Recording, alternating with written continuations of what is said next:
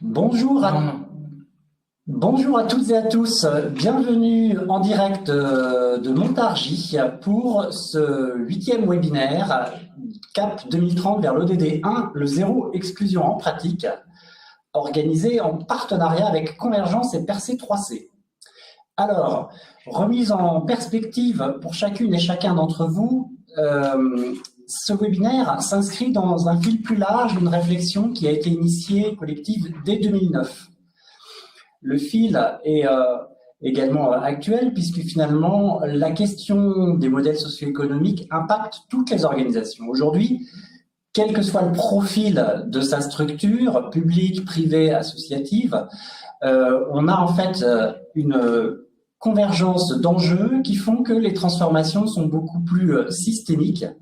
Et finalement, il y a un questionnement qui devient un questionnement partagé par toutes les organisations, quelle que soit leur taille, quel que soit leur lieu également. Et c'est également tout le sens de l'agenda 2030, des objectifs de développement durable de l'ONU au plan international, et notamment de l'ODD 17, des partenariats qui a introduit en septembre 2015 la conviction qu'au-delà du cœur d'expertise de chacun, il était nécessaire d'avoir du lien avec une diversité finalement d'acteurs pour apporter des solutions à la hauteur des enjeux.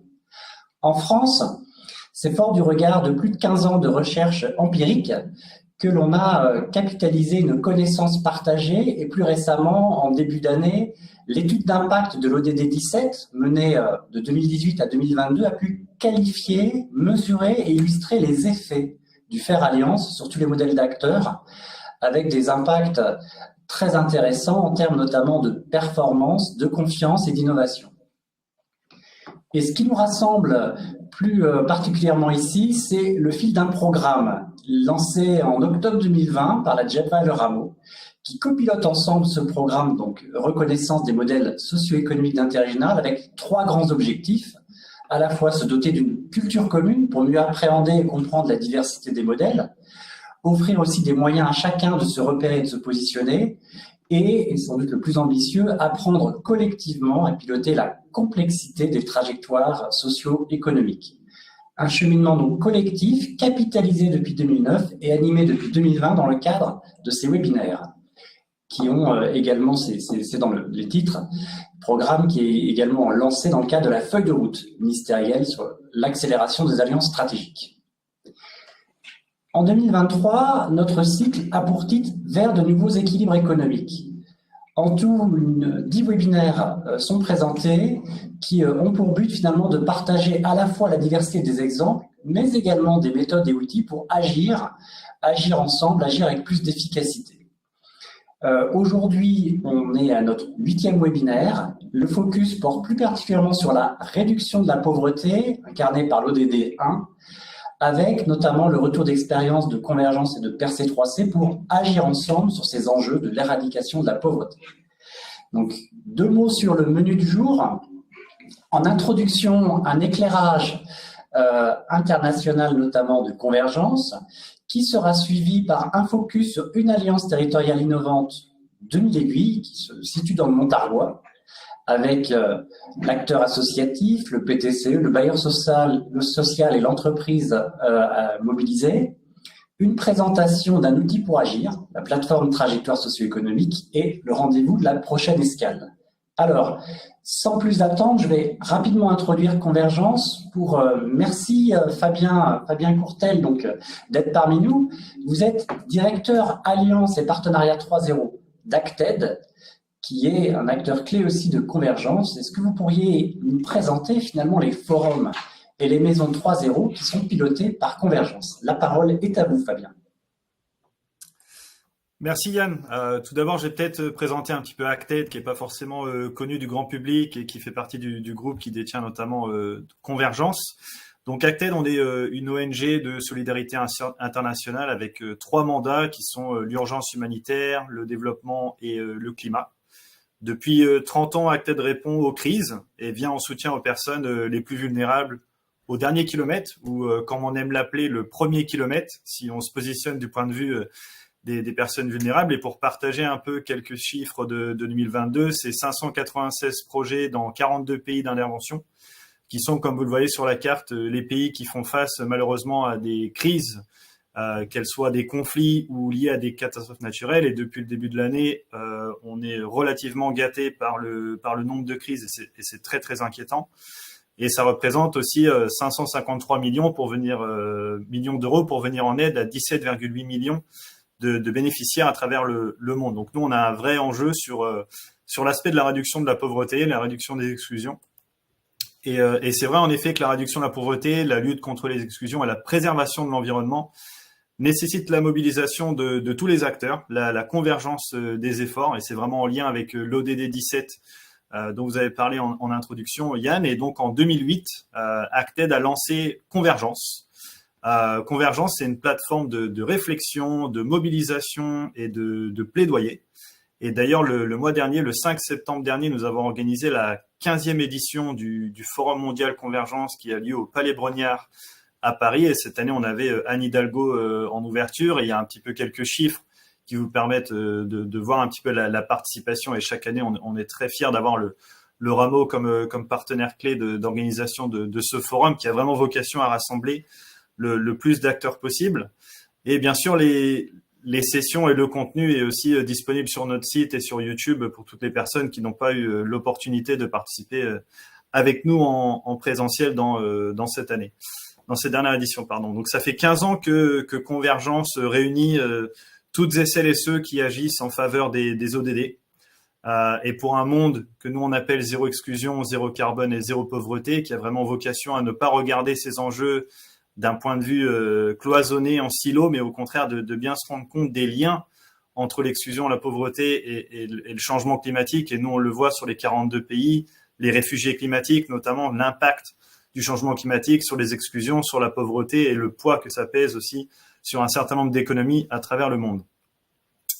Maintenant, c'est pas seulement en France, le Forum Convergence. Depuis 2017, c'est un forum qu'on fait à l'international.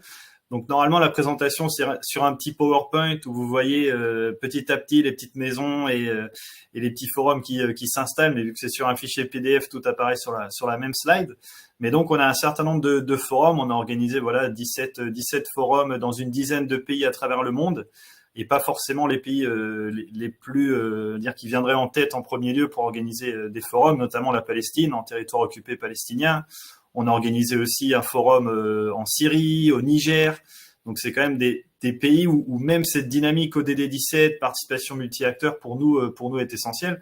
Et aussi d'autres parties que moi, je connais beaucoup mieux, comme les Philippines, où nous avons organisé des forums depuis 2019. On a déjà organisé 3 forums. Et dans la foulée de cette dynamique multi-acteurs, co-construction, de travail ensemble, on a envie de pérenniser cet échange au-delà du forum et que ça dure sur 365 jours à l'année. Donc, on a lancé ce projet des Maisons 3.0 qui est un espace physique hybride qui a vocation à connecter les acteurs, à faire en sorte qu'on tisse du lien, non seulement avec les acteurs de notre réseau humanitaire et développement, mais aussi les startups, mais aussi l'académique, la société civile et tous ces autres acteurs, qui a vocation aussi à libérer le potentiel, vraiment le capital humain, le potentiel humain des personnes dans les pays où nous intervenons, donc via de la formation, via de l'accompagnement, via la mise à disposition de boîtes à outils. Et enfin, un troisième enjeu qui est vraiment l'aspect d'innovation. On se rend bien compte qu'aujourd'hui, on est sur des conversations de décarbonisation, même dans certains cas des conversations de décroissance, mais on ne peut pas priver les pays sous-développés ou les pays en développement ou les pays moins avancés du développement auquel ils ont le droit. Et il faut trouver des moyens innovants de faire bénéficier tous ces gens d'un développement qui soit le plus juste et le plus décarboné possible. Donc, on pousse pour l'innovation. On a des maisons déjà qui sont ouvertes, comme vous voyez sur la carte, à Douchambé, à Mani, à Colombo, à Yangon.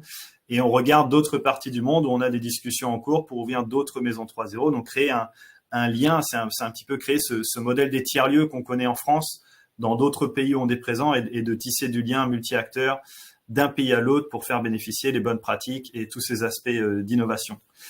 Et c'est pas seulement dans les pays en crise qu'on lance cette approche, mais c'est aussi en France et dans les territoires. Donc Convergence en France depuis 15 ans mobilise beaucoup d'acteurs à travers la France sans pour autant vraiment mener des actions ensemble à travers le pays. Et donc on s'est aussi rapproché de l'Ermitage, qui est un tiers-lieu d'innovation rurale avec qui nous avons lancé le Campus 3.0 Europe.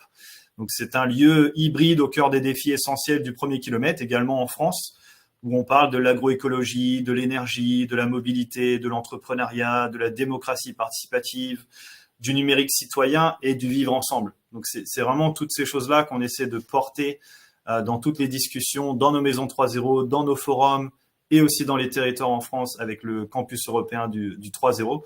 Donc partir de cette présence et de cette empreinte depuis 30 ans orientée sur l'urgence humanitaire pour être vraiment une fondation forte pour aller créer des partenariats, pour aller créer du développement qui permet de sortir un maximum de gens de la pauvreté sans pour autant pousser encore plus loin les limites de notre planète.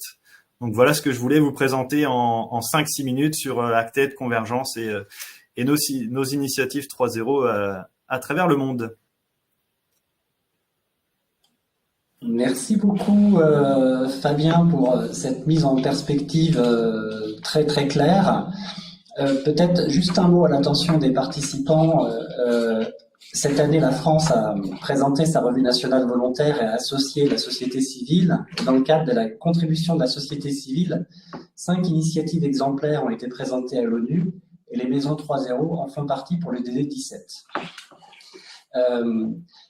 Donc, on va poursuivre les échanges avec une vision finalement d'une alliance territoriale qui s'intitule 1000 aiguilles. Vous allez rapidement comprendre pourquoi ce choix de 1000 aiguilles et qui sont organisées finalement autour d'une logique de points cardinaux par rapport à l'ordre d'intervention des témoignages.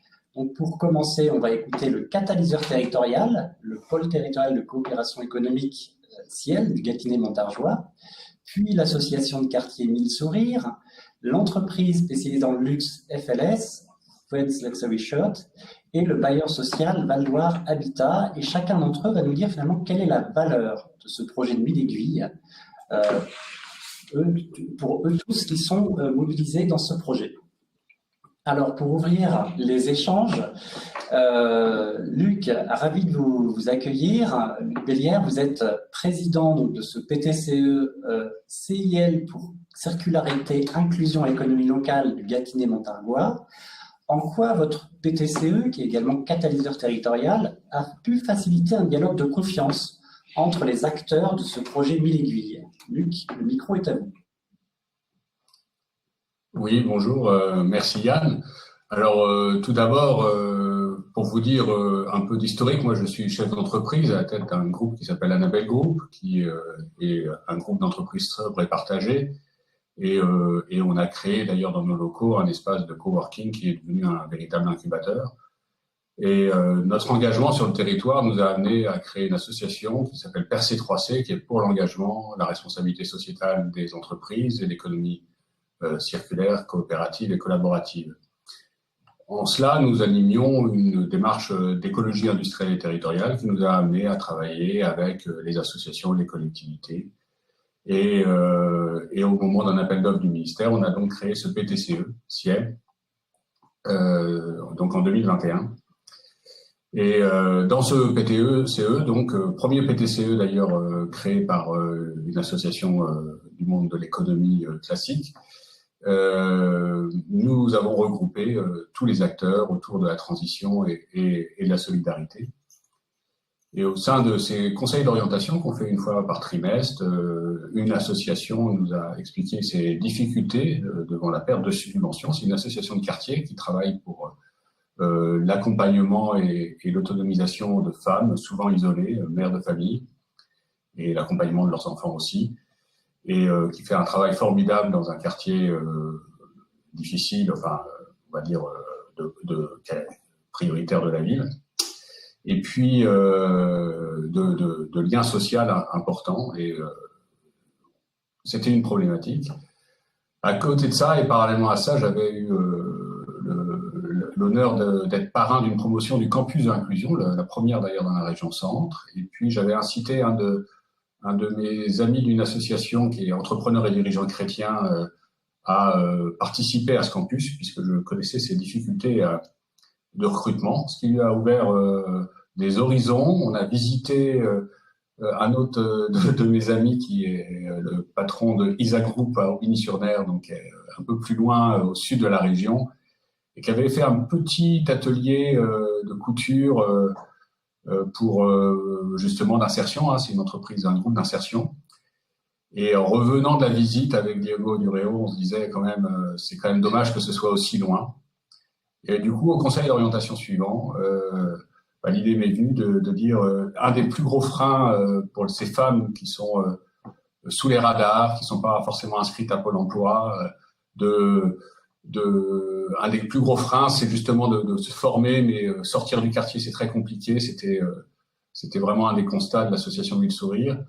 Eh bien, l'idée était de venir implanter la formation directement dans les locaux de l'association, de pas construire quelque chose de très compliqué, vraiment d'être dans l'effectuation, de se dire voyons ce que nous avons. Du coup, Diego Dureo, le patron de l'entreprise, a dit mais moi, je peux acheter des machines de 120 volts pour être branché dans les locaux de l'association.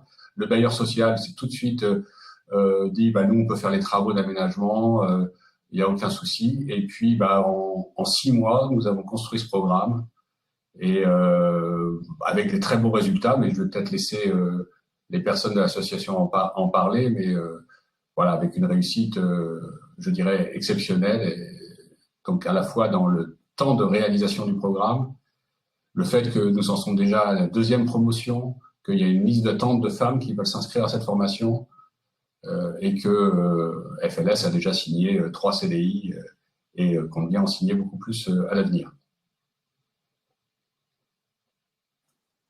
Merci beaucoup, Luc, pour ce témoignage extrêmement clair et qui nous montre bien la convergence finalement qui font remonter les bonnes idées pour les alliances territoriales.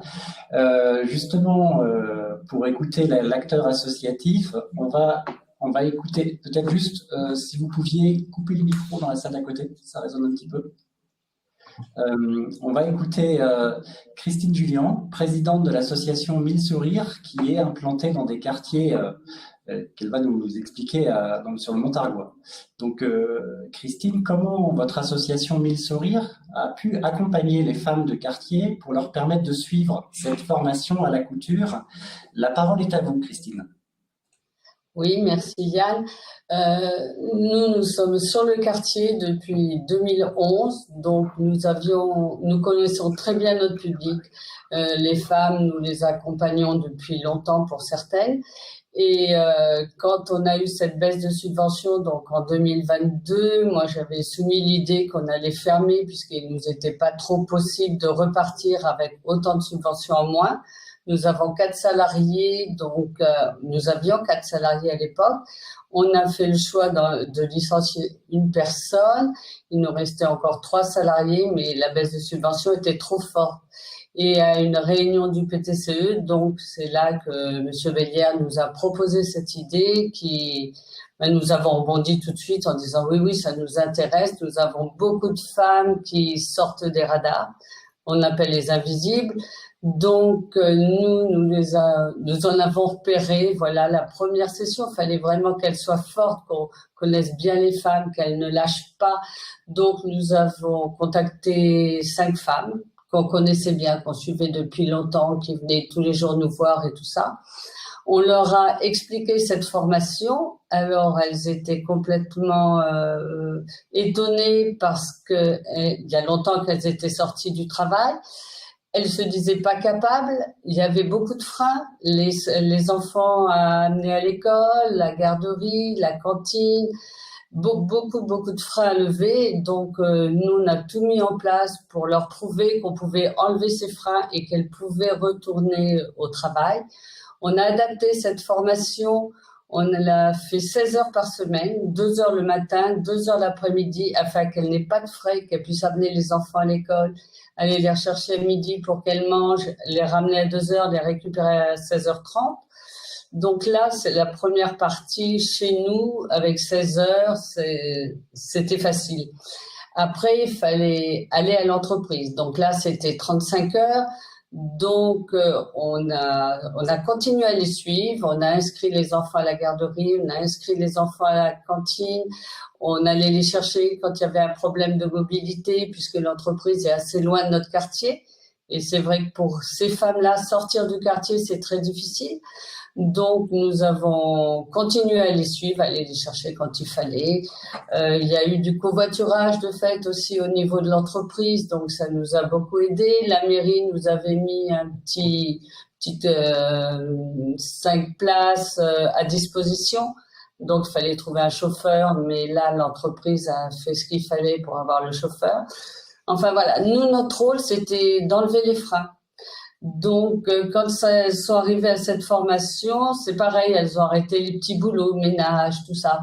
Donc, il fallait qu'on compense par la nourriture, donc aller au Resto du Cœur, leur chercher leur panier toutes les semaines, qu'on a continué pendant les 3 mois de formation à l'entreprise, puisqu'elles n'avaient pas beaucoup de revenus. Et depuis, donc, c'est 3 femmes qui ont signé leur CDI. Donc là, elles sont complètement autonomes. En fait, notre but, nous, c'est de les amener à l'autonomie. Donc là, la première session, elles sont autonomes, elles sont très contentes, elles ont levé tous les freins qui les bloquaient pour aller travailler. Et voilà. Et de cette première session, là, on n'arrête pas d'inscrire des personnes, des femmes qui attendent pour intégrer cette formation. Donc la deuxième session, nous avions 7 personnes. Bon, une personne a eu un gros problème de santé, donc nous en avons 6. Et je pense que les 6 vont suivre le même chemin et nous allons lever aussi les freins. Nous sommes en train déjà de lever les freins pour qu'elles puissent intégrer l'entreprise au mois de janvier.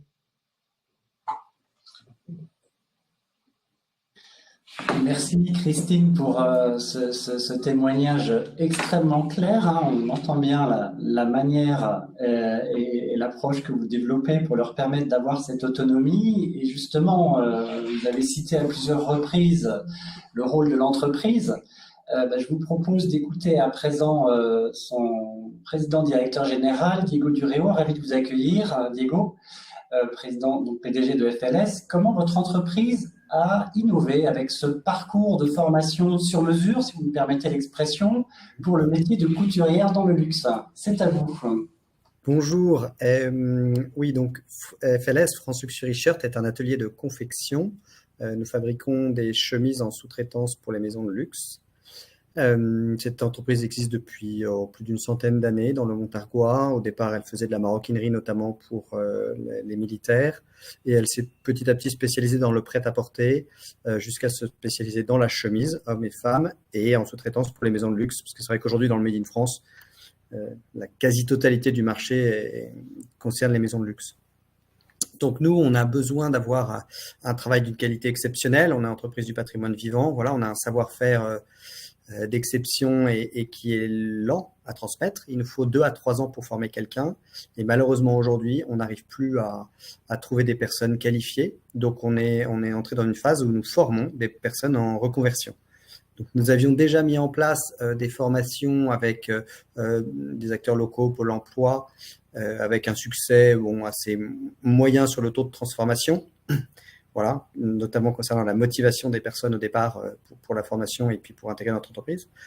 Et effectivement, on partageait avec lui, qu'il l'a très bien décrit, cette difficulté de recrutement, alors qui est évidemment partagée par beaucoup d'entreprises, mais d'autant plus quand on a un savoir-faire compliqué à transmettre. Et c'est là où effectivement le PTCE est entré dans le jeu et a joué ce catalyseur, c'est-à-dire que Jennifer, la chargée de projet, a très bien fait le lien entre les différents acteurs, que ce soit les acteurs étatiques, mairies et autres, ou que ce soit l'association et nous, pour faire avancer les sujets. Parce que je vais vous prendre un autre exemple. J'avais essayé effectivement à la suite du campus de l'inclusion de faire rentrer dans l'atelier des personnes issues d'IME, porteuses de handicap, un peu prononcées. Et en fait, on s'était heurté à une difficulté, c'est que la marche elle est trop haute. Je prends souvent l'exemple de la course à pied. C'est comme si vous disiez à quelqu'un qui n'a pas couru depuis longtemps, tiens, tu vas faire un marathon demain. Forcément, on n'y arrive pas. C'est trop compliqué, c'est trop dur, il faut de l'entraînement. Et le monde du travail, c'est ça. Il faut s'y préparer. Et donc là où on n'y arrivait pas avec des personnes handicapées parce qu'il n'y avait pas cet accompagnement, cette phase de transition, là, on a réussi à mettre en place une structure qui permet justement cette montée progressive en compétences, en autonomie et pour arriver vers l'emploi. Donc c'est ça ce qui est super chouette, c'est que c'est vraiment cette catalyse entre les différents acteurs qui a très bien fonctionné, où chacun a apporté sa pierre à l'édifice tout en tenant compte des problématiques des autres. Effectivement, on a réussi à faire que ça fonctionne. Et je vais vous dire, pendant qu'elles sont dans l'association, elles sont bénévoles. Donc ça montre leur détermination. Après, elles intègrent notre cursus de formation interne, j'allais dire classique, mais il y a une vraie motivation à s'en sortir. Et dans ce cas-là, après, en accompagnement pour lever les freins, comme l'a très bien décrit Christine, on arrive à un succès. Et nous, on est hyper contents parce que ça donne vraiment du sens à l'entreprise. Oui, effectivement, le premier critère d'une entreprise, c'est le critère économique de gagner de l'argent pour faire vivre ses salariés. Ça, on en convient. Mais moi, la vraie question, c'est qu'est-ce qu'on fait de plus pour la société au sens grec du terme. Qu'est-ce qu'on apporte et se dire qu'on réussit à aider des personnes qui sont dans les vraies difficultés sociales à accéder à l'emploi, c'est très chouette pour les équipes. C'est vrai que la formatrice qui est allée, qu'on a mis à disposition, qui est allée faire la première session, en est revenue hyper contente de se dire on crée un lien humain, on tisse quelque chose et voilà. Donc pour nous c'est à la fois une réussite d'un point de vue professionnel parce que on réussit à recruter des personnes motivées et compétentes. On a des résultats honnêtement très bons sur leur niveau de compétence par rapport à ce qu'on fait nous-mêmes en interne d'habitude.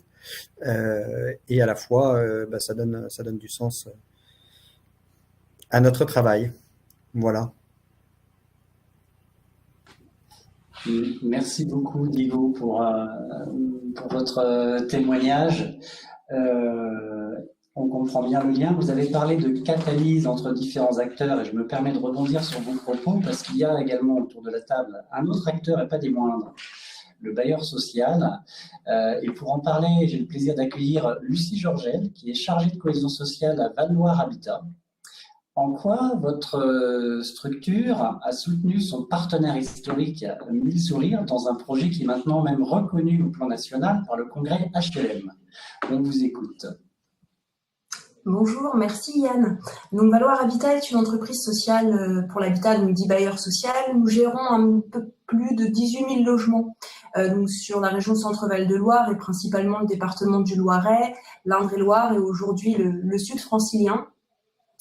Dans nos engagements RSE, en fait, il y a toute une partie qui est consacrée à l'accompagnement du parcours de vie de nos clients et à l'attractivité des territoires. Et donc, dans mes missions, je travaille effectivement avec le tissu associatif local et je travaille donc avec l'association Mille Sourires depuis plusieurs années. Donc, association, comme l'a dit Christine, qui est implantée au sein d'un quartier prioritaire de la ville de Montargis en compte 4.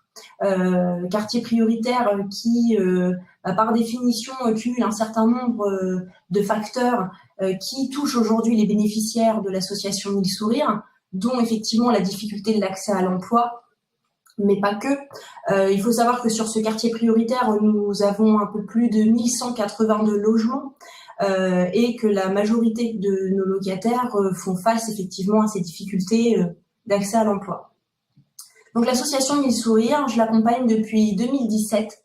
Et donc, concernant le projet Mille Sourires, Mille Aiguilles, pardon, eh bien Christine est venue me voir en me disant, on nous propose de travailler sur la thématique de l'emploi, qu'est-ce que t'en penses, comment vous pouvez nous aider?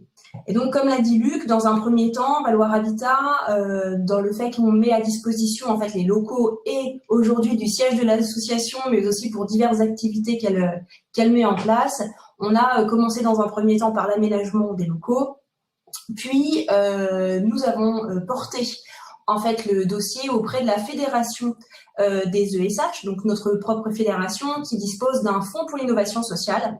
Et donc, on a été présenté le projet l'année dernière, courant novembre. Et donc, nous avons été lauréats coup de cœur de ce fonds.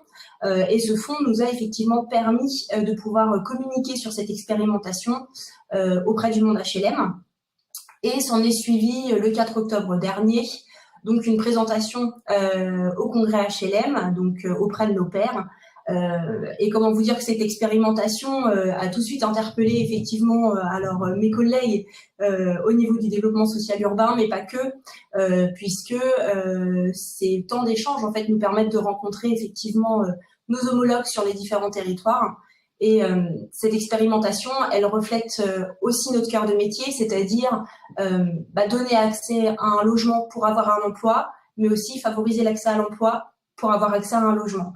Donc voilà, aujourd'hui, ce projet nous permet vraiment de mettre en exergue cette partie de notre cœur de métier.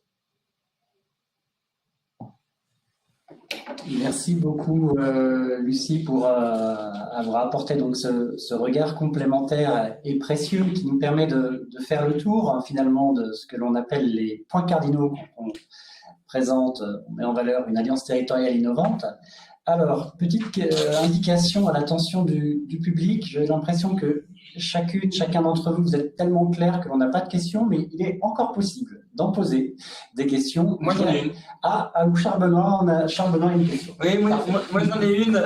Merci pour ce témoignage vraiment passionnant, avec des profils extrêmement complémentaires qui finalement jouent chacun son jeu. Qu'est-ce qui a été, pour chacun d'entre vous, qu'est-ce qui a été le plus difficile pour faire cette alliance entre des mondes très, très, très différents?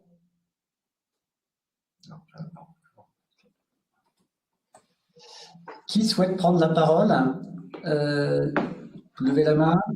Diego, Luc, Christine. Voilà, moi je vais juste te dire que pour le PTCE, sur cette expérimentation, justement, rien n'a été difficile. Et c'est la beauté de la chose. C'est que on a construit antérieurement au PTCE, puisque j'étais président du conseil de développement, mais depuis le PTCE, un climat de confiance qui fait que quand on propose un projet comme ça, tous les acteurs ont envie. Parce qu'on a parlé bien sûr de 1000 sourires, de Valoir Habitat, de FLS, mais autour de ce projet, il y a aussi des partenaires satellites comme Gatineau en transition, qui est implanté au nord de l'agglomération, qui a permis aux femmes de se familiariser avec le numérique, notamment par l'utilisation de brodeuses numériques.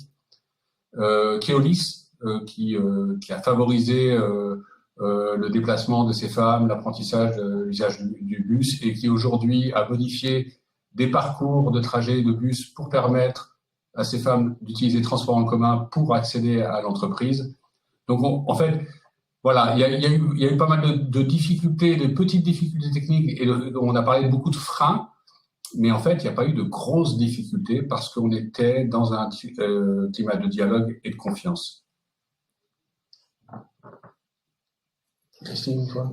Oui, moi je voulais dire que nous, la difficulté, c'était de redonner confiance aux femmes. Nous, on savait qu'elles pouvaient le faire parce que nous avions vu, elles avaient organisé une petite fête communautaire et nous avions vu qu'elles avaient fait leur costume elles-mêmes. Donc, on savait qu'elles avaient des notions de couture. Alors, évidemment, pour Diego, elles n'avaient pas de notion. Mais pour nous, qui n'y connaissaient rien en couture, elles savaient déjà faire ça.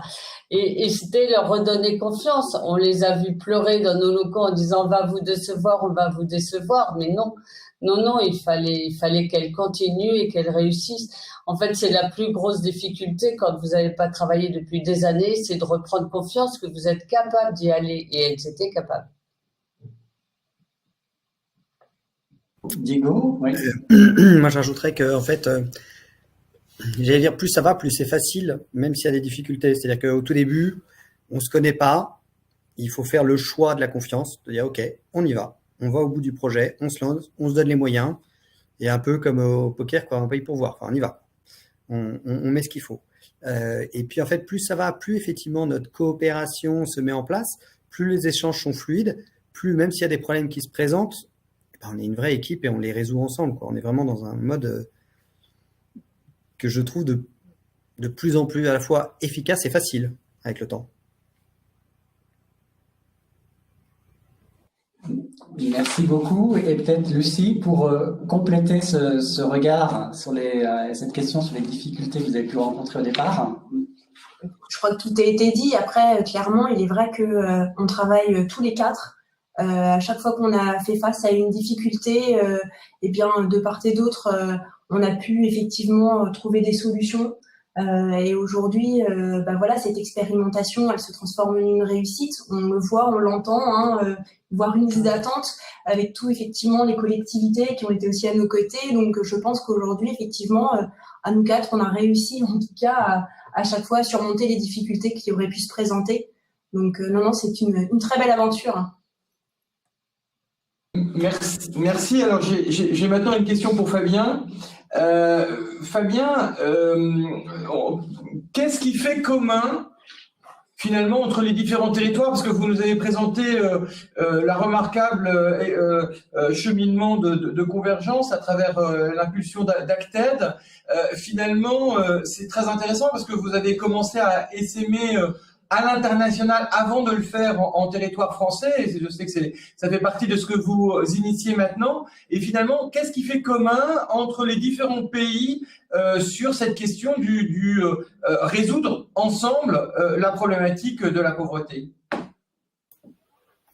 Bon, je pense qu'il fait commun et ça résonne vraiment avec les 4 témoignages qu'on vient d'entendre, c'est que la réponse à la complexité de ces problématiques, que ce soit la pauvreté ou autre, ne peut s'organiser que par une approche multi-acteurs, une approche vraiment de consolider, vraiment de compléter les différents savoir-faire, les différents secteurs, les différents acteurs pour trouver des choses qui sont vraiment ancrées dans le temps, qui sont vraiment multi-acteurs participatifs et que c'est fini maintenant le temps où la réponse doit venir que du privé, ou la réponse doit venir que du public, ou la réponse doit venir que de je ne sais qui, je ne sais quoi. Et il faut vraiment qu'on se rende compte que voilà, toutes les problématiques sont liées. Tous les pays font face à un plus ou moins degré à des contextes de récession économique, font face à un contexte de changement climatique avec un impact plus ou moins fort d'un pays à l'autre. Et avec la mondialisation, tout ça est vraiment connecté. Et c'est vraiment important d'avoir les discussions qu'on a en France aujourd'hui. C'est les mêmes discussions qu'on a partout dans le monde, parfois avec des échelles bien sûr plus importantes et un calendrier d'urgence beaucoup plus important qu'on a en France. Mais vraiment cette idée de trouver des solutions ensemble qui sont pas simplement win-win, mais là dans le cas de l'exemple précédent, c'est gagnant, gagnant, gagnant, gagnant. C'est 4 gagnants autour de la table. Et c'est vraiment ça, notre dynamique 3.0, c'est Maison 3.0, c'est comment construire un maximum d'exemples gagnants, gagnants, gagnants, gagnants pour tout le monde.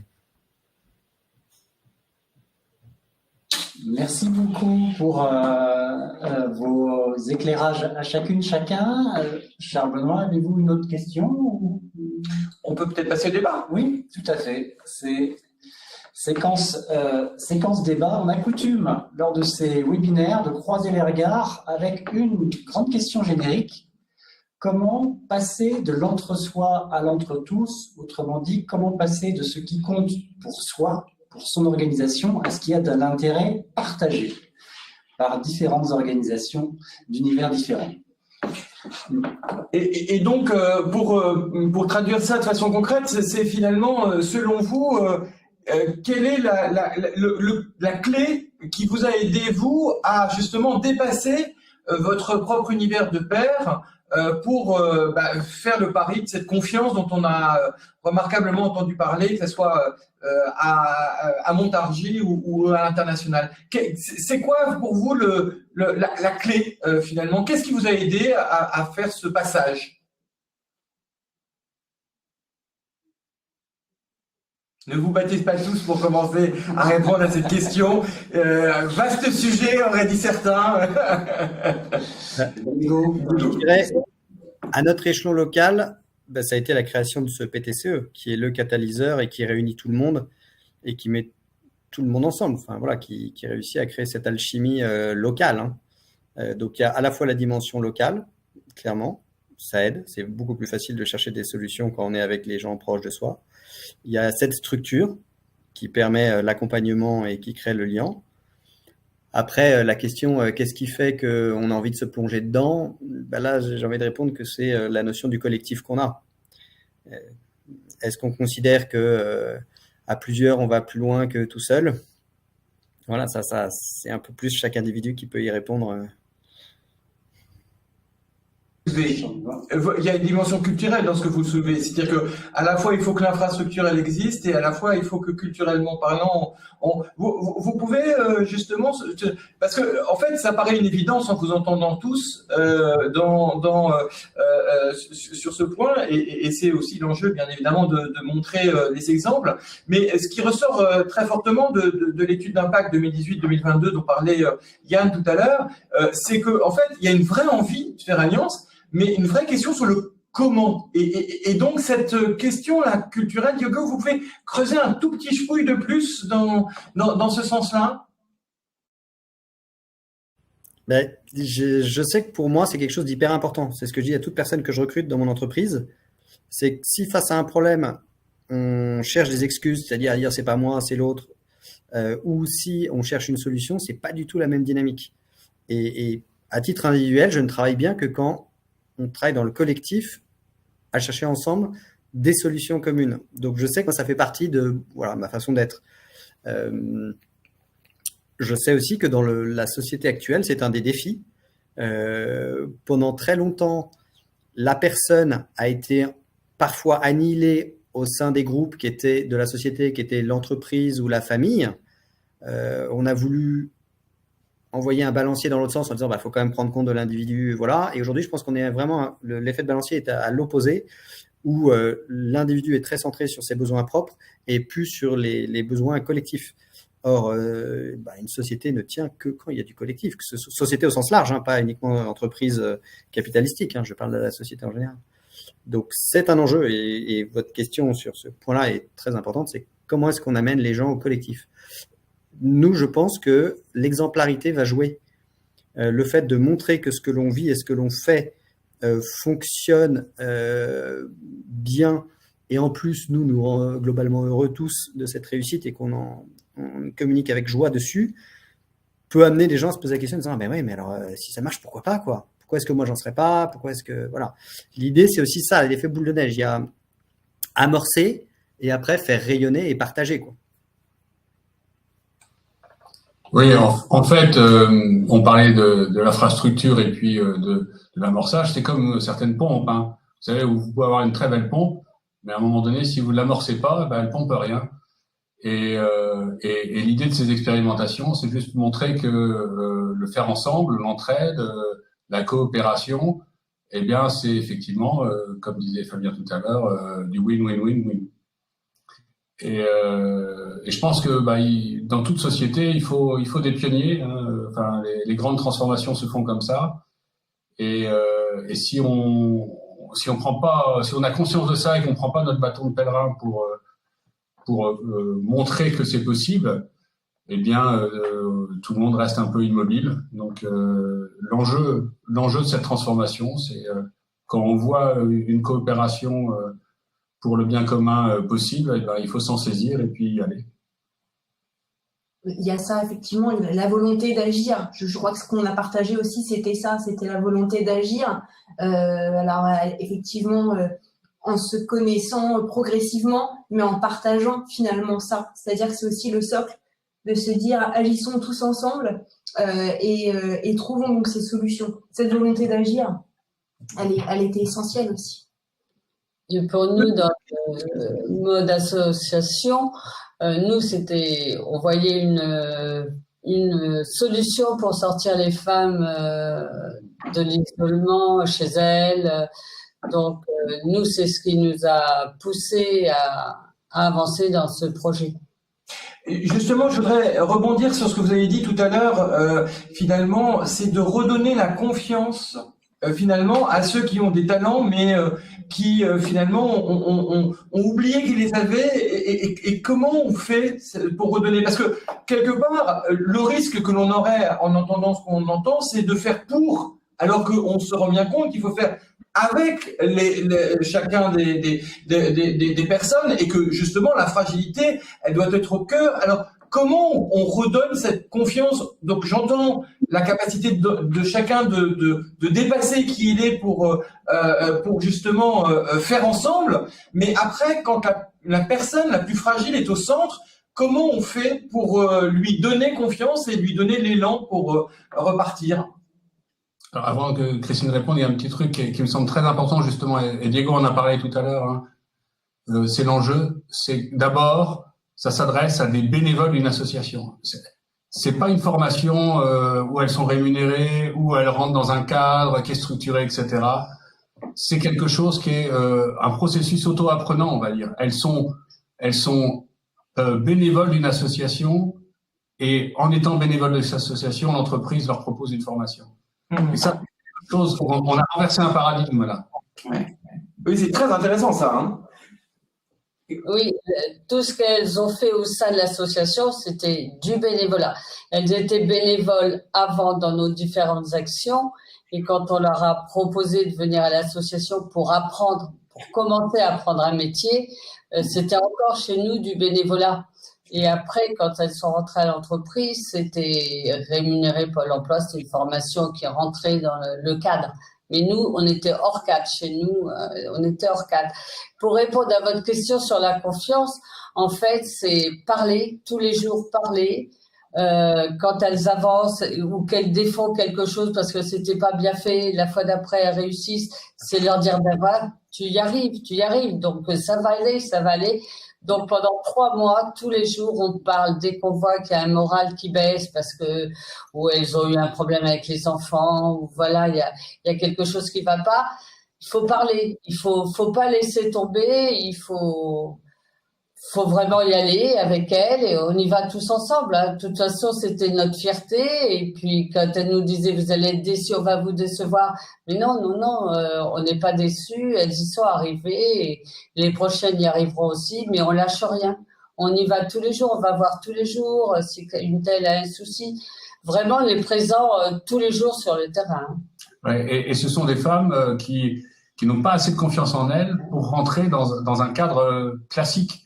Ne serait-ce que d'aller se former au français, par exemple, dans les formations français langue étrangère, en dehors du quartier. Le fait de sortir du quartier, ça les met dans une fragilité, un stress qui fait qu'elles n'apprennent pas bien. Et là aussi, c'est ramener la formation dans les locaux de l'association, en bas, au pied de la tour où elles habitent. Eh bien, ça les met dans les situations la plus idéales pour apprendre et reprendre confiance en elles.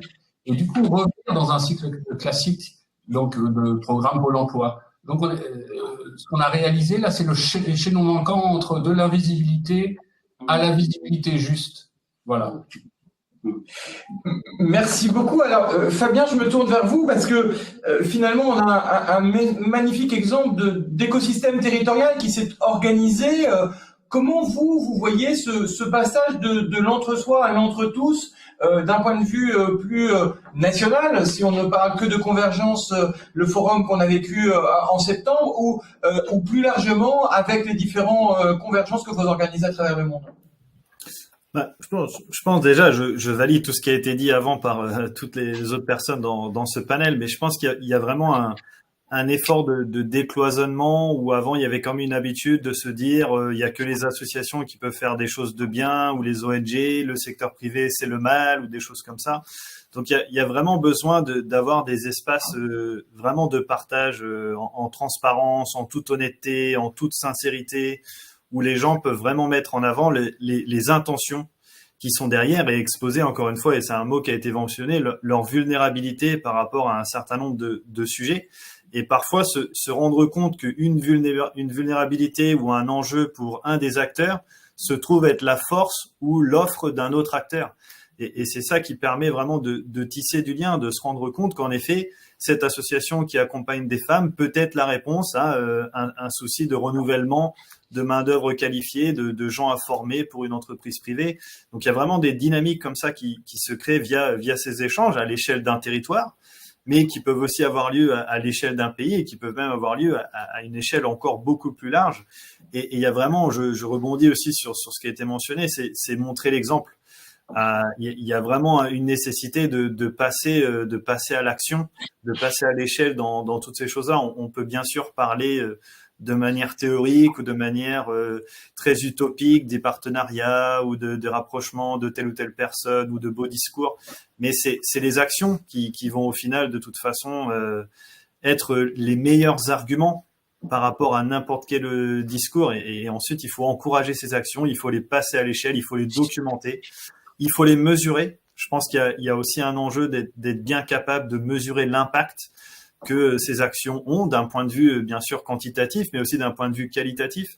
Et je pense que la question sur la confiance, c'est quelque chose de très qualitatif. Comment est-ce qu'on redonne aux gens leur dignité? Comment est-ce qu'on remet de l'humain au centre de tous ces échanges? Comment est-ce qu'on permet à certaines personnes qu'on appelait autrement les bénéficiaires à devenir des personnes qui, au contraire, sont aussi acteurs et prennent des décisions, font des choix personnels sur comment cette sortie de la pauvreté ou comment cette sortie de cette situation de vulnérabilité va s'appliquer. Et en général, un scénario qu'on découvre aujourd'hui à un tel endroit, c'est un scénario qui a été vécu et potentiellement résolu à un autre endroit. Et il y a vraiment cette nécessité de capitaliser sur les apprentissages, sur les modèles, sur les outils, et de faire en sorte qu'on mette pas autant de temps dans une situation qui a déjà été vécue à chercher, alors qu'on a déjà potentiellement trouvé les pièces du puzzle et comment construire le puzzle tous ensemble. Donc c'est vraiment cette idée il y a des notions de territoire. Bien sûr, il faut contextualiser, localiser toutes ces choses, mais il y a une redéfinition du commun, une redéfinition des modèles qui va au-delà d'un territoire et qui est une approche qui est nationale et multinationale, comme on essaie de le faire dans les 42 pays où Acted est présent et dans les 10 pays dans lesquels les forums de convergence ont déjà lieu. C'est ça qui est très intéressant en vous entendant, et je trouve que ça fait vraiment partie de la pédagogie que depuis 15 ans Convergence développe, et puis encore plus bien évidemment depuis 2015, depuis que les objectifs de développement durable finalement fixent un cadre commun, tout pays, tout acteur, tout territoire, tout domaine. Quelque part, cette articulation entre une action qui est très territorialisée et un cadre commun, en fait, vous nous témoignez qu'il n'y a pas d'opposition. C'est finalement les deux faces de la même pièce. On peut avoir un cadre commun tout en étant un applicatif très spécifique. Mais je voudrais vous entendre sur la notion du temps.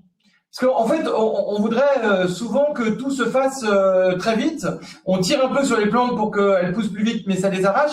Qu'est-ce que vous constatez, vous, sur ce besoin de temps et peut-être là encore dans une dimension que les temps n'étant pas les mêmes quand on est en situation de guerre, quand on est en situation de développement ou de réinvention d'un modèle? Je pense que le mot-clé qu'on entend beaucoup aujourd'hui dans les discours, c'est cette notion de transition.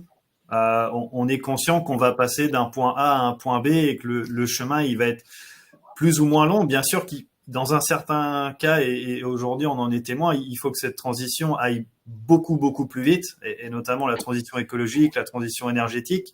Et nous, c'est des choses qu'on considère, il faut pas que ça se fasse en 2 temps, notamment dans les pays où on intervient. Il faut pas qu'on se dise, on répond à l'urgence, et dans 10 ans, 15 ans, 20 ans, on se posera la question de l'empreinte carbone, ou on se posera la question du déchet, ou quoi que ce soit. Aujourd'hui, quand on intervient dans un camp de réfugiés, notamment à Dadaab, par exemple, au Kenya, on est déjà dans une dynamique de réflexion de la gestion des déchets dans un camp.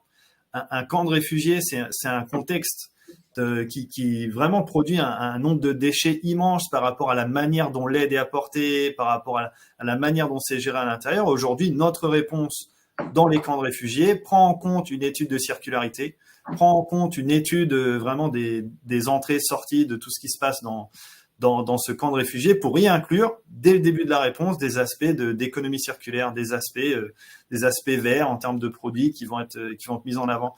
On peut pas systématiquement repousser un problème parce qu'il y a une urgence ou parce qu'il y a une autre crise qui se pose à nous. On se voit bien qu'on est en train de perdre à ce petit jeu-là et que c'est vraiment important de bien se rendre compte que oui, il y a un certain nombre de crises qui ont lieu en parallèle. Et il faut qu'on arrive à trouver des solutions qui sont en réponse multi-crise.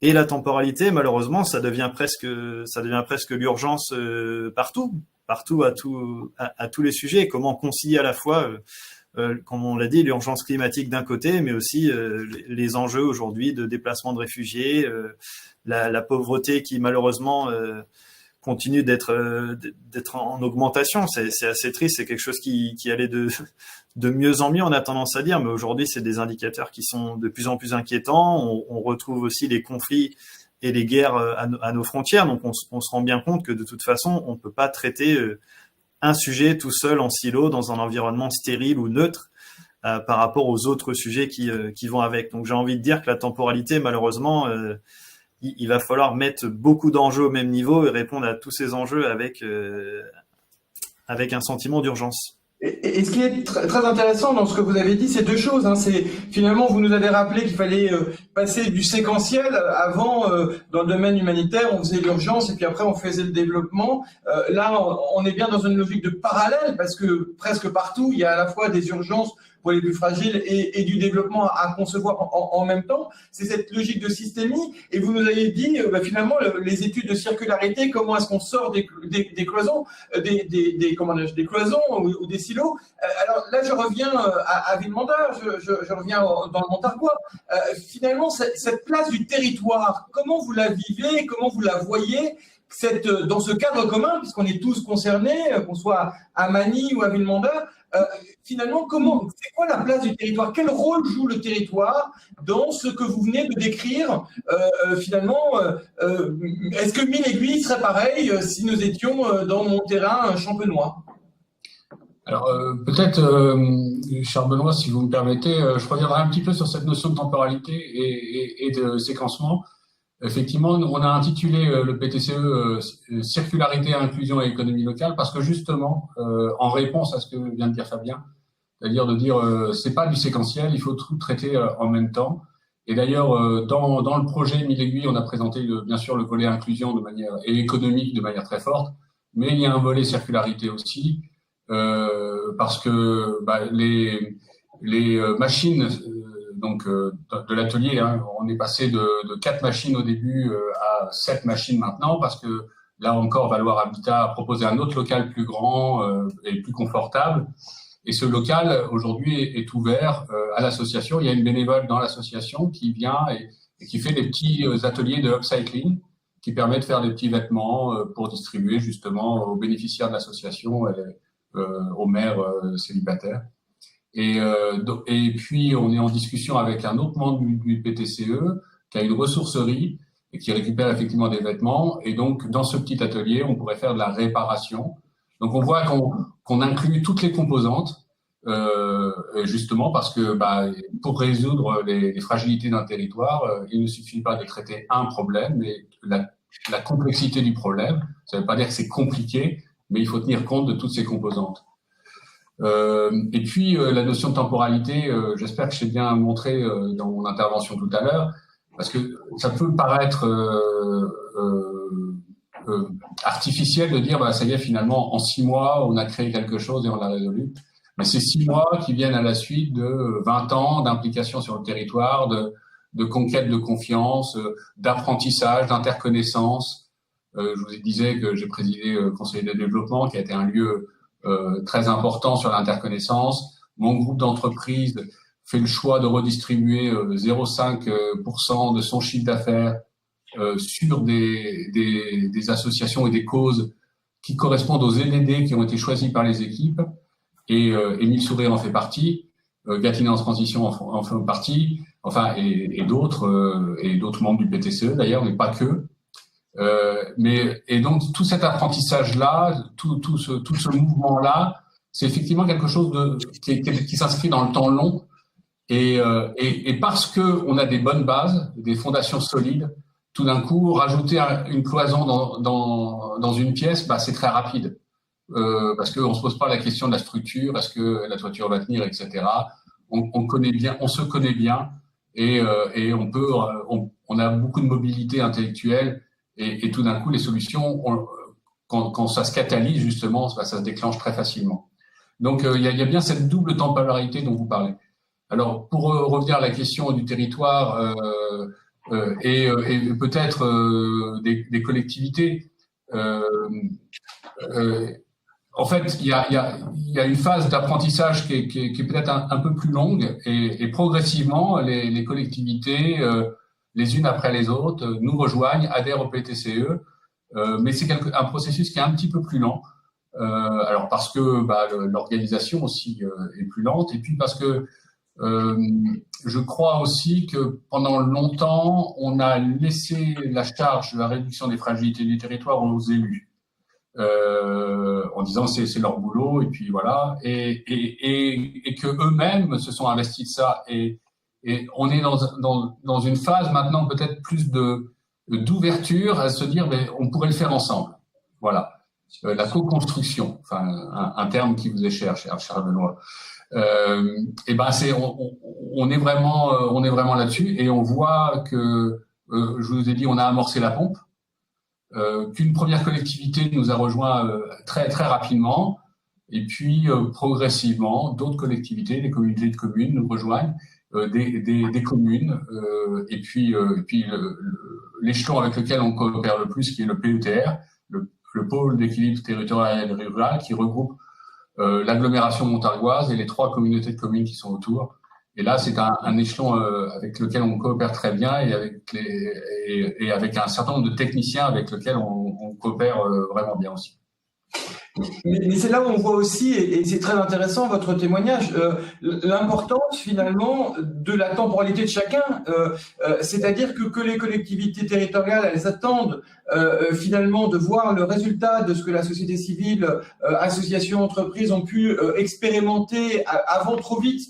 De dire que c'est une solution pour le territoire, c'est aussi quelque chose d'assez sain. On voit bien, c'est comme dans le chemin du médicament, avant de dire qu'on a une preuve de concept, il faut vérifier l'efficacité, les effets induits. Et je trouve que ce qui est aussi intéressant, c'est ce rôle de précurseur que peuvent jouer ensemble, finalement, ces expérimentations, associations, entreprises, et qui peuvent après revenir avec des résultats pour dire aux collectivités, ben voilà, ça marche. Comment est-ce qu'on fait pour passer à une nouvelle étape? Et je trouve que c'est ça qui est très intéressant. C'est pas un hasard si nous sommes aujourd'hui à Montargis pour ce webinaire. C'est parce que le Fonds ODD17 va signer un contrat d'apport associatif pour justement toute cette initiative. Et ce que je trouve assez remarquable, c'est cette capacité à expérimenter et après réfléchir comment, sur la base des résultats très concrets, on peut passer à une autre forme de pérennité, à une autre dynamique. Et c'est là où on voit bien l'importance progressive d'impliquer tout le monde. Alors peut-être avant que nous passions à la dernière session, qui va être celle de justement de vous présenter le fruit, Fabien parlait de capitalisation, le fruit de 15 ans de capitalisation sur la question des modèles socio-économiques, parce qu'on n'a pas beaucoup parlé de modèles socio-économiques, même si, j'allais dire, en fil conducteur, on le voyait bien apparaître. Peut-être une question pour chacun d'entre vous: quel est le mot qui vous semble le mieux correspondre justement à cette capacité de faire ensemble pour répondre à cet objectif de développement durable 1, c'est-à-dire le zéro exclusion en pratique? Si vous deviez dire un mot, laisser cette trace dans ce webinaire, pour chacun d'entre vous, quel mot souhaiteriez-vous partager à tous? Moi, si c'est un mot, je peux y aller rapidement. C'est le nom de ce qu'on fait, c'est convergence. Et ça va s'arrêter à ce mot-là. Tout est dit, mon cher Fabien. Merci. Pour moi, ça serait solidarité. Moi, je dirais un mot que j'ai beaucoup cité aujourd'hui, confiance.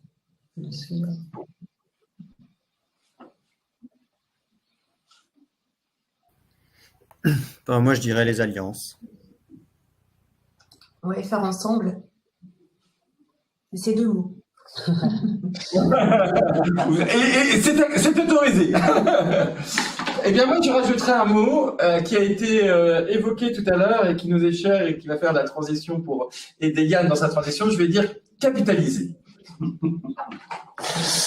Merci beaucoup à toutes et tous. Juste, on n'a pas eu de question, mais un complément d'information d'une personne, je crois qu'il connaît bien d'ailleurs un certain nombre d'acteurs locaux, Yann Verroy, qui nous partage 2 convictions.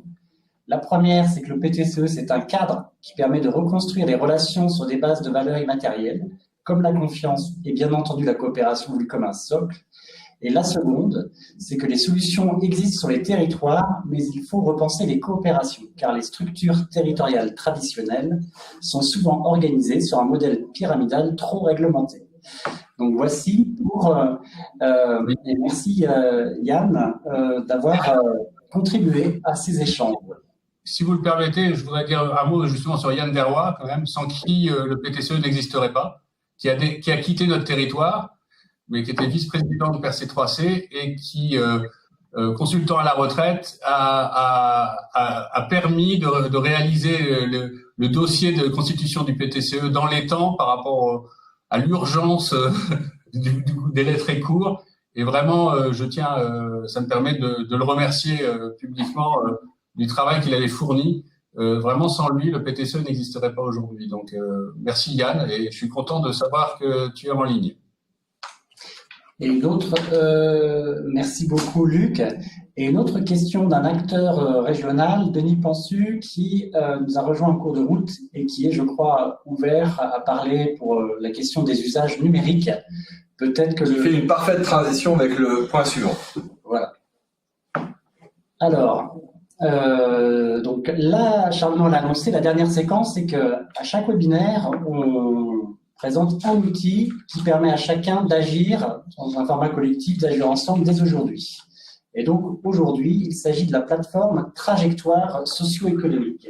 Alors, merci Denis pour cette question, parce que il est évident que la question usage numérique et proximité sont de plus en plus finalement des alliés l'une avec l'autre. Et un exemple très concret est le fruit de 15 ans de travaux collectifs qui ont abouti hier au lancement, lors du Forum national des associations et des fondations, à cette plateforme Trajectoire socio-économique qui a été inaugurée par la ministre de la Vie associative et de la Jeunesse, Prisca Thévenot, par le président de l'ADEME, puisque le thème de cette année du forum était les transitions écologiques, donc Sylvain Wasserman, par le président de la Fondation des territoires, Jean-Paul Delevoye, par aussi la présidente de la Fondation GRDF, Laurence Poirier-Diette, qui est le cofondateur du fonds ODD 17. Alors peut-être que nous pouvons écouter finalement pourquoi est-ce que la direction de la vie associative, de l'éducation populaire et de la jeunesse, l'Union nationale des CPIE et le Rameau finalement ont lancé cette plateforme au travers d'un petit film que je vous propose d'écouter.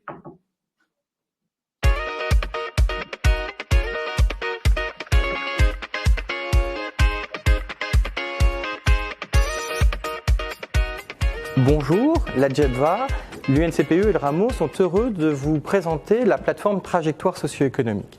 Pour en comprendre l'utilité, répondons ensemble à 3 questions. Comment la relier aux enjeux des acteurs, actions et alliances d'intérêt général ? Comment relire notre histoire pour en comprendre les racines ? Et enfin, comment permet-elle explicitement de réinventer de nouveaux équilibres socio-économiques ? Charles-Aymeric Caffin, vous êtes chef du bureau à la JEBVA. En quoi est-ce que cette plateforme répond aux enjeux des associations ? Cette plateforme présente 3 caractéristiques qui la rendent particulièrement pertinente. Tout d'abord, elle permet une approche globale du modèle socio-économique, en articulant des questions essentielles comme les richesses humaines, les ressources financières et les alliances stratégiques. Ce sont 3 leviers pour définir une stratégie et une trajectoire durable. Ensuite, cette plateforme valorise la diversité des modèles et permet à chacun de se situer pour valoriser ses propres spécificités et répondre à différents défis du secteur associatif que nous connaissons tous, tels que l'augmentation de la demande et des coûts, mais aussi la charge administrative et la gestion des ressources humaines. Enfin, cette plateforme, il faut bien le dire, elle est le fruit d'une coopération de plus d'1 décennie associant les acteurs associatifs, les acteurs publics et les acteurs de la recherche pour capitaliser les pratiques innovantes. Merci Charles-Aymeric, et on voit bien l'importance de coopérer et le secteur de l'environnement a été pionnier. Brigitte Giraud, vous êtes la directrice de l'Union nationale des CPIE. Dès 2012, vous avez défriché ce sujet des modèles socio-économiques. Pouvez-vous nous en rappeler les principales étapes ? Oui, alors ce sont 3 grandes étapes. 2012, tout d'abord, l'Union nationale des CPIE mène une réflexion stratégique sur son propre modèle socio-économique ainsi que sur celui de ses 80 associations membres. Et cette réflexion est accompagnée par la DASI. 2014, le mouvement associatif publie une note sur la diversité des modèles socio-économiques associatifs. Elle est coélaborée avec les acteurs de l'accompagnement. C'est la toute première note. 2016, enfin, le Centre de ressources DLA Environnement, porté par l'Union nationale des CPIE, met en ligne une plateforme pédagogique pour partager au sein du secteur environnemental les 3 leviers du modèle socio-économique pour les illustrer et mettre en lumière les pratiques et enfin apprendre à piloter les trajectoires adaptées aux spécificités de chacun des projets associatifs. Merci beaucoup Brigitte. C'est en effet à partir de ce retour d'expérience tout à fait passionnant du cheminement collectif que aujourd'hui nous lançons cette plateforme trajectoire socio-économique élargie à tous les secteurs dans tous les domaines. Alors la dernière question, c'est comment aide-t-elle concrètement à qualifier son modèle et à définir une feuille de route pertinente pour le faire évoluer ? Cette plateforme trajectoire socio-économique propose une complémentarité de méthodes et d'outils. D'abord, l'accès à une diversité de ressources d'information. Ensuite, 3 parcours d'usage. Un parcours pédagogique pour faire ses premiers pas, un parcours méthodologique pour piloter la transformation de son modèle et un parcours d'experts pour les accompagnateurs des projets d'intérêt général. Enfin, les outils de l'aide des décisions pour les gouvernances associatives permettent de mettre en débat efficacement la question de l'équilibre économique au sein des conseils d'administration, des assemblées générales et de toutes les instances qui constituent les projets, alliances et acteurs d'intérêt général. Nous vous invitons à découvrir dès aujourd'hui cette plateforme trajectoire socio-économique et à nous en faire bien évidemment vos retours. Merci.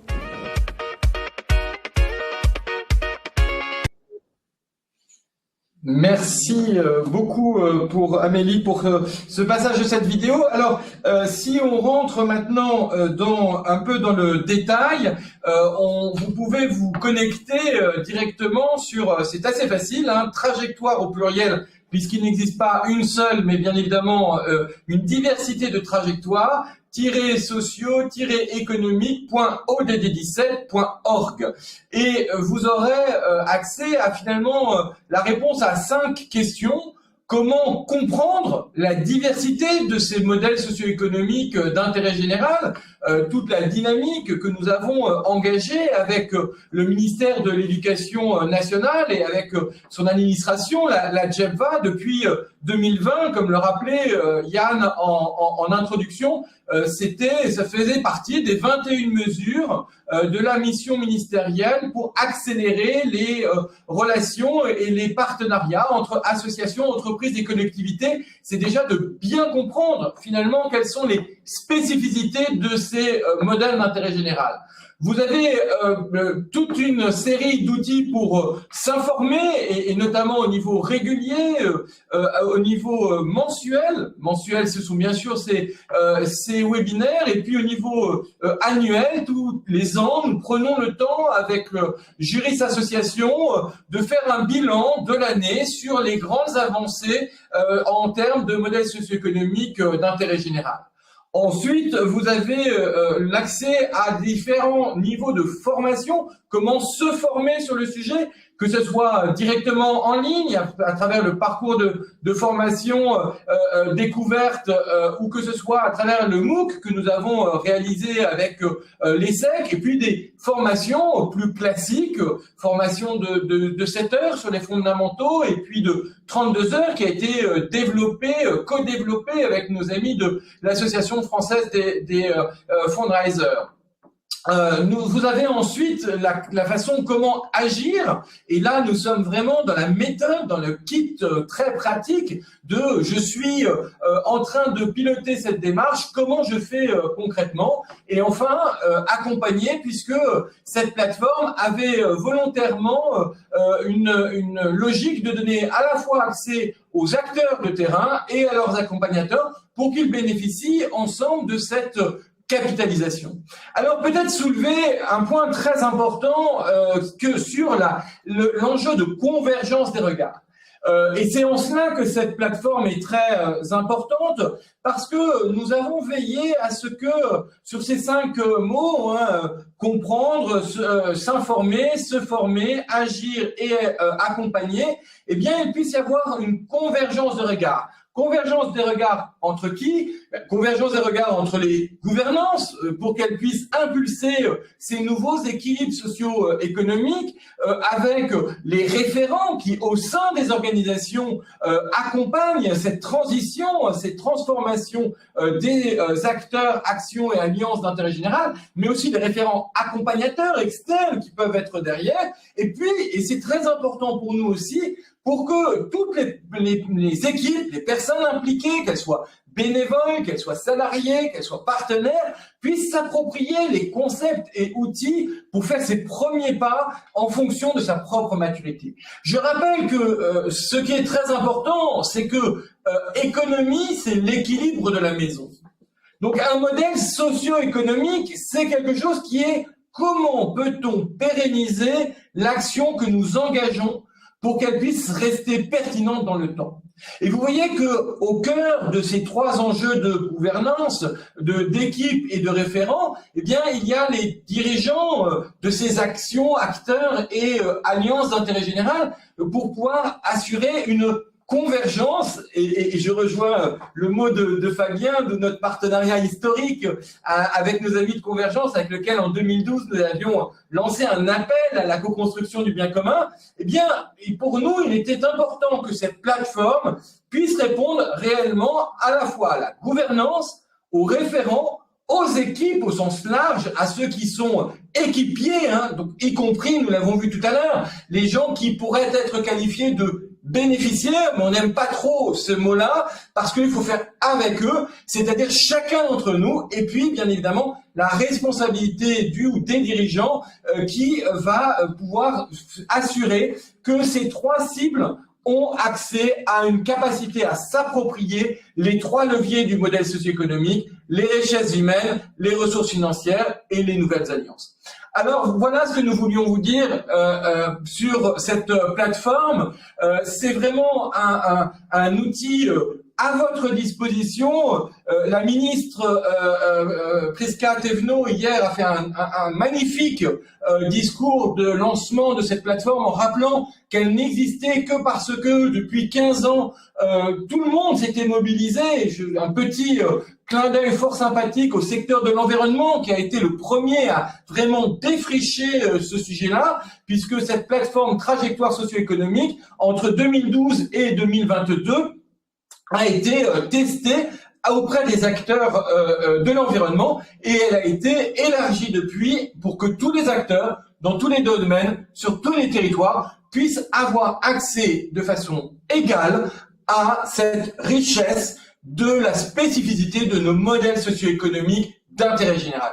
La ministre rappelait hier, comme son prédécesseur Gabriel Attal, lors du lancement du référentiel modèle socio-économique d'intérêt général en 2019, que quelque part, ce qui fait la valeur de notre capacité à construire les solutions de demain, c'est justement qu'il n'y a pas un modèle qui serait plus performant, mais une diversité des modèles pour être plus pertinents tous ensemble. Et je crois que nous avons démontré que ici, à Villemandeur ou à l'autre bout du monde, avec nos amis d'Acted, eh bien, ce combat pour que l'ODD 17.1, la réduction jusqu'à l'extinction de la pauvreté, ne soit pas un objectif, mais devienne, en ce 21e siècle, une réalité. Pour que cette réalité soit présente, nous devons veiller à l'équilibre de nos maisons et bien évidemment, cet outil trajectoire socio-économique est à votre disposition pour pouvoir y contribuer. Et si nous avons mis 15 ans pour la faire émerger, c'est parce que nous mettrons encore 7 ans pour être en capacité qu'elle soit pleinement opérationnelle. Donc nous comptons sur vous pour que justement nous soyons au rendez-vous en 2030 avec une plateforme trajectoire socio-économique qui pourra dire l'ODD 17, ce n'est plus un objectif, c'est une réalité de terrain partout et pour tous. C'est ce que nous pouvons nous souhaiter à mi-chemin de l'agenda 2030 des objectifs de développement durable. Merci beaucoup Charles Benoît pour cette mise en perspective de cette plateforme. Alors, une dernière étape, plutôt une invitation, c'est réserver votre agenda. Prochaine escale, où est-ce qu'elle va nous mener? Déjà, quand? Ce sera le jeudi 16 novembre, même heure, 13h à 14h30. Autre ODD mise en exergue, l'ODD 6, de l'eau et notamment d'avoir une eau propre et l'assainissement. Et l'intitulé sera CAP 2030 vers l'ODD 6, les nouveaux modèles de l'eau en pratique avec la valorisation d'une alliance territoriale. C'est un teasing volontaire, on ne vous en dit pas plus. Vous aurez très bientôt un peu plus d'informations sur les intervenants. Merci. On peut juste vous dire quand même, parce qu'on va donner une petite clé de lecture. Nous serons à une semaine du Congrès des maires. Donc, le fait que ça soit une métropole un peu innovante sur le sujet ne serait pas complètement le fruit du hasard, mais vous en saurez plus si vous nous rejoignez le 16 novembre prochain. Merci Charles Benoît pour le teasing. Donc en tout cas, merci, un très grand merci à chacune et à chacun de nos intervenants, locaux, régionaux, nationaux et internationaux. On espère, tout comme nous, vous avez passé un excellent webinaire et que vous ressortez plein d'énergie, et je ne vais pas reprendre les mots magiques cités par nos intervenants, pour réussir ensemble à résoudre ces défis pour réduire la pauvreté, donc l'ODD 1. Merci beaucoup à toutes et tous. Très bel après-midi à toutes et tous. Au revoir. Merci à tous, à bientôt.